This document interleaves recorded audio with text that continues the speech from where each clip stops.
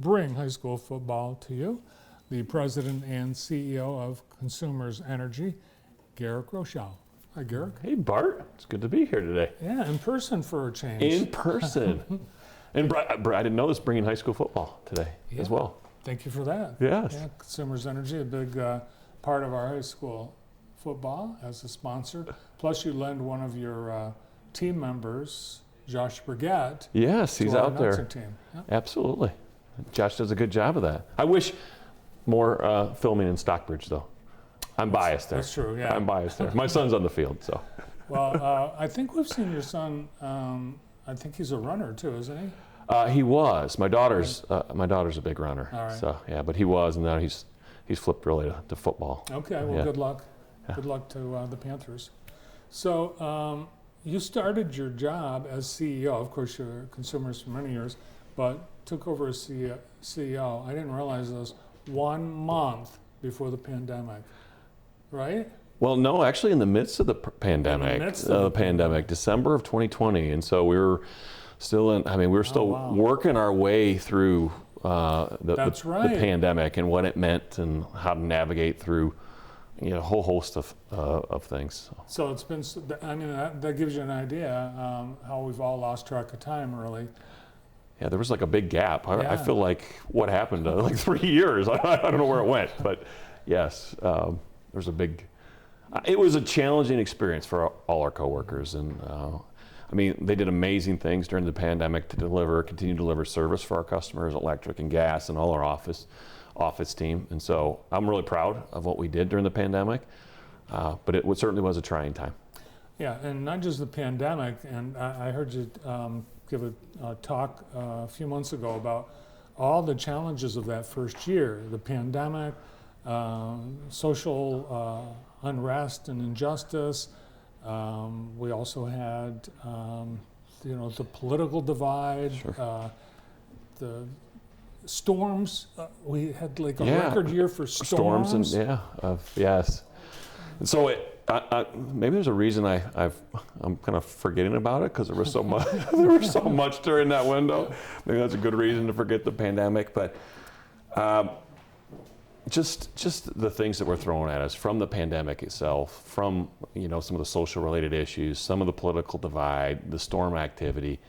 It was a trying first year in the CEO role, and to be able to navigate some of that, it certainly, I think there's a few more gray hairs than I was here maybe earlier, but it's challenging. It's certainly a challenging environment, and we look to lead. We look to set the pace, not only for keeping our coworkers safe during these important times during the pandemic, but also do the right things in our community.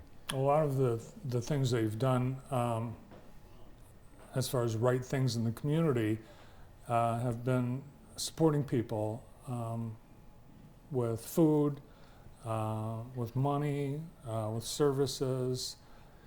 We saw, just last week we had the Back to School Splash Bash at the Cascade Splash Pad. You guys sponsored that with pizza and ice cream and free admission. Well, yeah, and let me just talk about the pandemic, and then I'll touch on the splash pad a little bit too. So there was a ton of things we did for the communities. One of them was with restaurants and making sure that they were sourcing locally in local restaurants and then giving to those in need during the pandemic, and just that whole supply chain.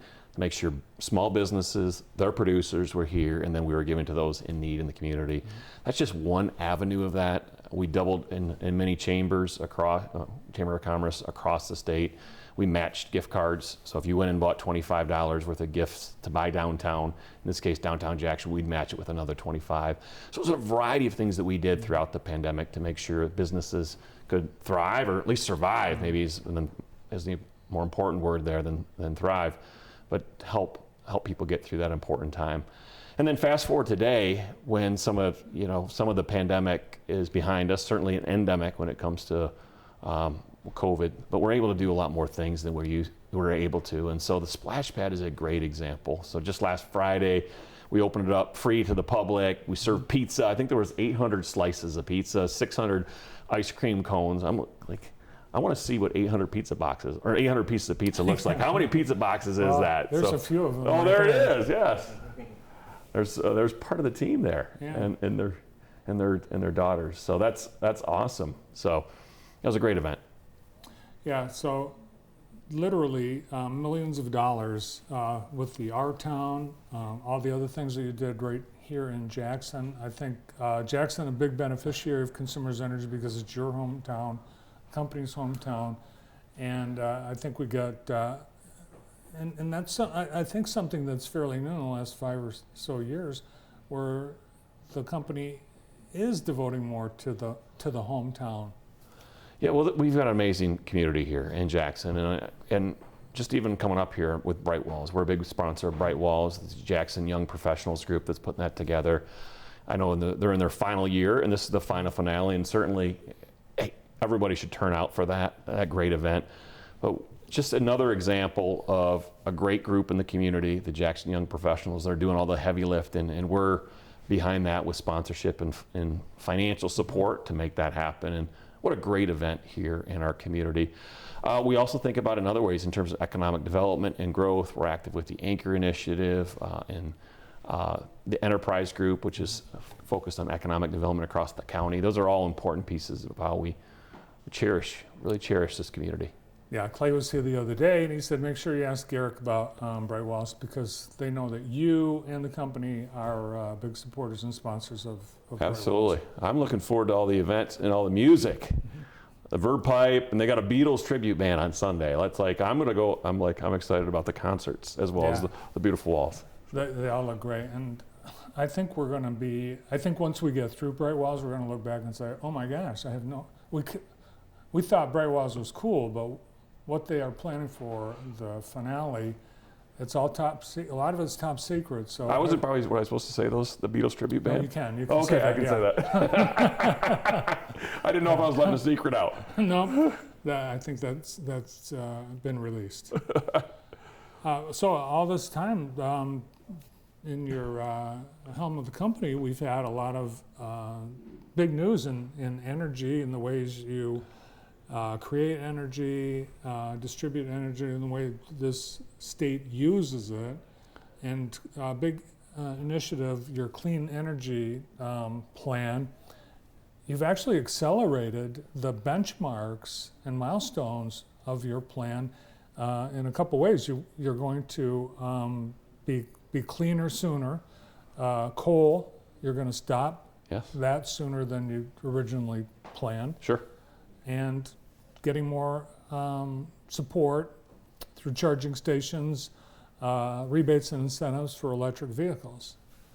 Well, our clean energy plan is truly, I use the word remarkable, but just to kind of put a flavor to it, we're one of the first utilities in the nation to be able to eliminate coal. And it's an important step in changing the carbon profile. It's a 60% reduction in carbon across that, which puts us well in line with the Paris Accord. But if I was just to break it down for people even more, it means cleaner air for Michiganders. It means cleaner water. It means cleaner land. All those are what we really cherish here in Michigan. We enjoy the outdoors. We enjoy the Great Lakes and some of the local lakes, and this plan does that.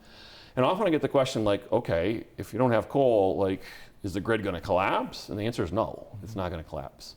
It'd be foolish for us to, as an energy company, to do that. And so we have thought through all the details and all the specifics to make sure that we're going to have a successful transition. So we'll build renewables, that's wind, that's solar, that's already underway. Energy efficiency is an important piece of that. What people do at their homes to be able to save energy is an important component of it as well. There's some natural gas for the intermittency because the sun isn't always there. And so we want to make sure there's natural gas to support that, and that's a cleaner fuel. And so those are all components of a plan that ensures reliability for all our customers and continue to keep it very affordable. So we like to say, not only is it's safe, it's going to be reliable. In fact, I would suggest it's more reliable than what we have now. Affordable for every one of our customers, and then also clean. So I can see where that question comes from. If you're stopping the coal, and plus you stop buying power generated by nuclear with the closing of the Palisades plant, leaving a pretty big gap. Besides solar and wind, is there any hydro? Is there still hydro? Yeah, there's still a hydro. We have 15 hydro facilities on many of the great rivers here, and a large, fourth largest hydro pump storage in the world, and that's located up in Mason County, just south of Ludington. Is there a future for nuclear energy? I think from a country, from the U.S. perspective, there is definitely a future in nuclear. It's certainly talk of the town, you might say, and certainly a talk within our industry. There's a lot of advancements in what are called small modular reactors.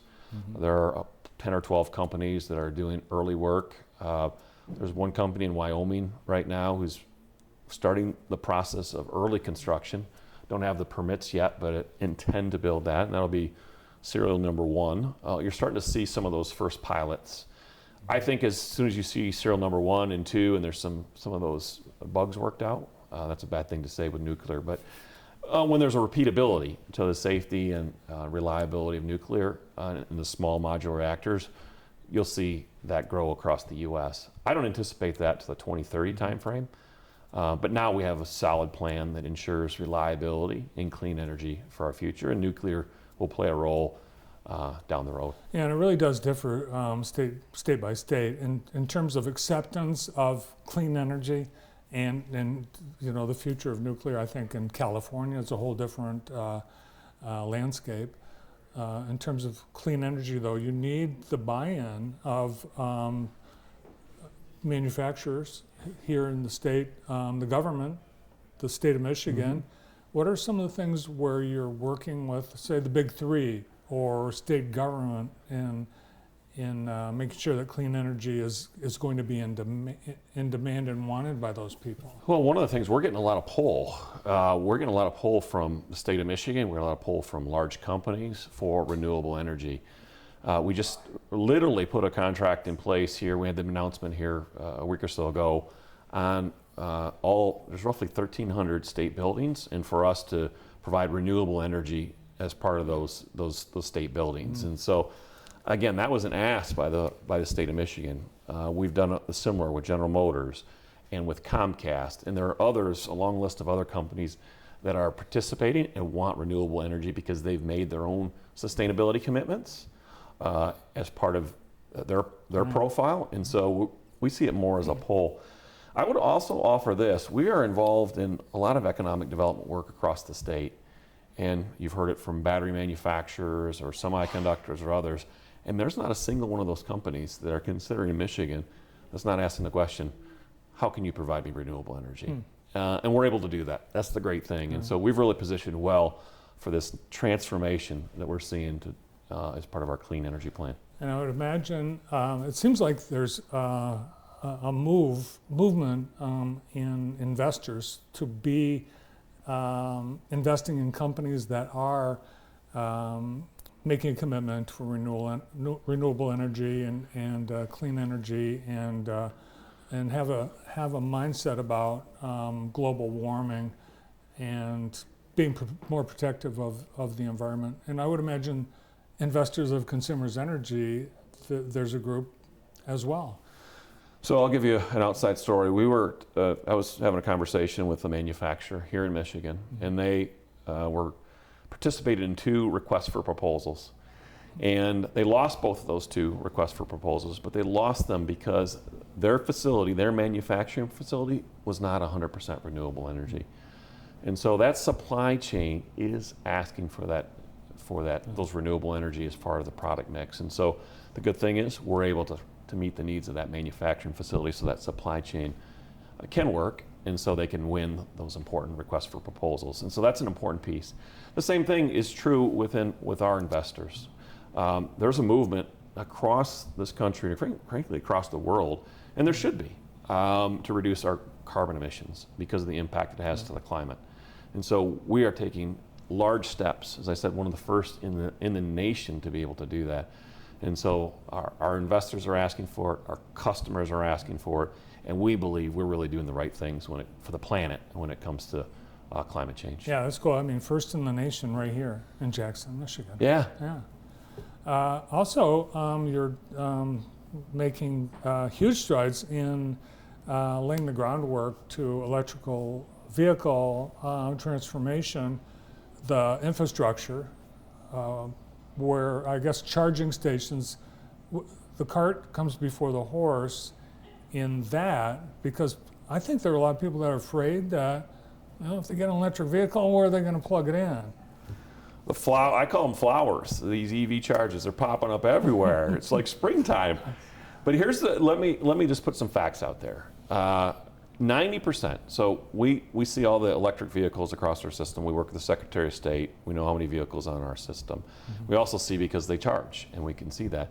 Roughly 90% of them charge at night. And so that's what's different about the world in the future is you're not going to necessarily a gas station to fill up. When you're home at night, you're charging. Not only that's typically a lot of people work during the day and rest at night, and so that makes it convenient, but also you get a better rate at night. And so there's a financial incentive to charge at night as well. So that's an important piece of the equation. The other thing about this is the average customer drives their vehicle 30 miles a day. And so if you pick one of those vehicles that have a 300-mile range, you're just barely, you're getting 10% of that. And so you don't have to worry about a charger at work. You're at the grocery store, you're there, you're back, you're charging again at home. And so when I say they're popping up everywhere, we've got a big effort underway to put public chargers in places, but also to help from a concierge service to help people through that process to put a charger in their home. Because that's really where we're going to see the chargers, that's where we're going to see the flowers pop up is in people's homes. And 30 miles a day, I would bet that figure is lower in Jackson County. Yeah, it could be. Yeah, it could be. The time it takes to get anywhere in Jackson County, it's not like Washtenaw County. Sure. Yeah. All right. So we are seeing more and more Consumers Energy employees downtown. They're coming back, but that's something you want. You want people back in the office.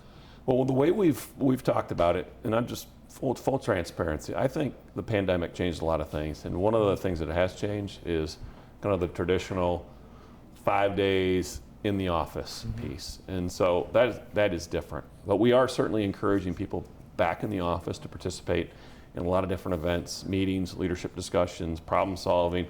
And in our engineering organization, in our operations organization, we have set the expectation around 3 days of the week back in the office or in the field to be able to support our resources. Now, that doesn't mean they're always right here in downtown. They could be out in the field. That could be with customers and the like. But it is important, we really view from a culture perspective and frankly a community perspective to have a level of presence back in their offices as well as in the community. And it's part of Jackson, it's part of downtown, it's part of our complex out at Parnell Road for those small businesses and medium-sized businesses to have success is that foot traffic, lunch traffic. Yeah, obviously a lot of jobs within the company you can't work from home, linemen. Yes. For example. Yeah, our linemen, so just to be clear, our line workers, our gas workers didn't miss a beat. They were out throughout the pandemic. Again, they're primarily in the field, but out every single day to serve our customers. All right, what did Garrick do on his summer vacation? I went to Montana, and this is like my third time in 5 years out to Montana, and if you haven't went, you have to do it. We were planning to go to Red Lodge, which is just north of Yellowstone, but we were going to go out in June, and they had all that flooding before it. Yeah. So it really wrecked some of our hikes, but we went up to Lewistown, and we had some friends there, and we hiked the Snowies. It's a mountain range up there, and the Judith Peak, and so just had a nice time hiking and enjoying Big Sky Country. Nice. Yeah. Well, glad we have you on the show in person. Thanks for coming in today. Yeah. Thank you, Bart. It's great to be here. The President and CEO of Consumers Energy, Garrick Rochow.